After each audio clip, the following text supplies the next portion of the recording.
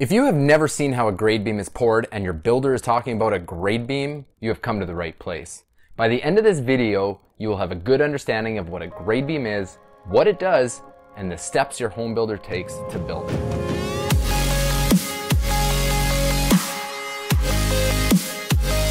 I'm Dan Nodge, founder of Emmett Leo Homes, a luxury home building company, and your insider into the world of building and redesigning luxury homes. Make sure to check out emmettleohomes.com, found in the description below, where you can also get your free home building planner and a bunch of the design boards from my favorite projects. So let's dive right into it, because all of us have an attention span of like 14 seconds. You need to know what a grade beam is. Hopefully you are a homeowner that is getting educated about building your home, and hopefully not a concrete contractor trying to figure out how to do your job. Either way, we're going to take you through the steps involved. Step 1. Figure out what it's going to be supported by. A grade beam must be supported by something. This should be determined by a local engineer and permitted for the area. You might need a geotechnical report or a soil condition report done in order to test the location that you are building in. Where we're building currently is Winnipeg, Manitoba. We have a clay base and we're near a river, so all of the new homes that we build are built on concrete piles, either poured in place, precast, or timber driven. For this home, we have 25-foot, 16-inch diameter reinforced concrete piles.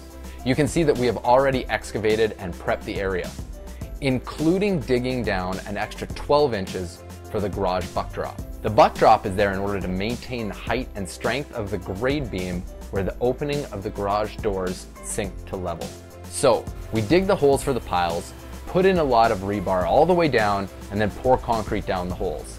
This is to ensure that we can support the weight that will be sitting on top. In order to attach the grade beam on top, we insert this candy cane shaped rebar in the top that ties the grade beam concrete into the piles below. As you can see, it's the beginning of winter, so it's pretty cold out. The guys put down insulation on top of them so that they can stay a bit warmer and set properly.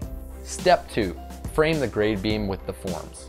As you can see, there is some styrofoam blocking put down underneath called void form, so that they can stop the concrete at the bottom and at the proper height, and it also allows for some contraction and expansion at the ground level. One of the other places we have to tie it in is into the house. As you can see, we make sure to cut away the existing rigid foam insulation that is put over the concrete foundation already. This makes sure that we are tight up against the existing concrete and allows us to drill in our rebar into the house foundation walls. This is the exact method that the grade beam is attached to the concrete piles. Step 3. Next, we pour the concrete. Minimum code here requires 20 MPa concrete. We like to up the MPa to 30 and use a product called Super Plasticizer, or Super P, which allows the concrete to flow better without watering down and creates a stronger, better product. Next, the guys make sure that all the air is out of the concrete by either tapping the forms with a hammer or gently using the concrete vibrator.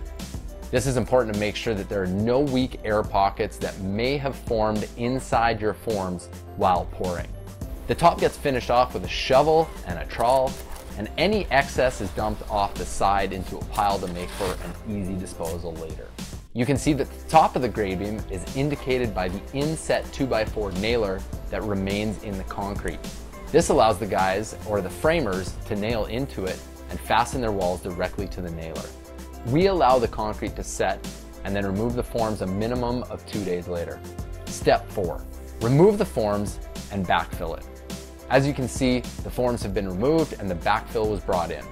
When we look into the four-season room, you can see the void form that sits underneath the grade beams and the nailer plate that is embedded into the grade beam, which makes it easier for the guys to start framing on top. So I don't expect you are learning how to do this from me, but I think that everyone should have a good idea of the steps that their contractors or their home builders are taking in order to build their homes. Quick reminder to subscribe by clicking the red button below. Make sure to click on the notification bell right next to it to make sure you get the newest videos coming out every week.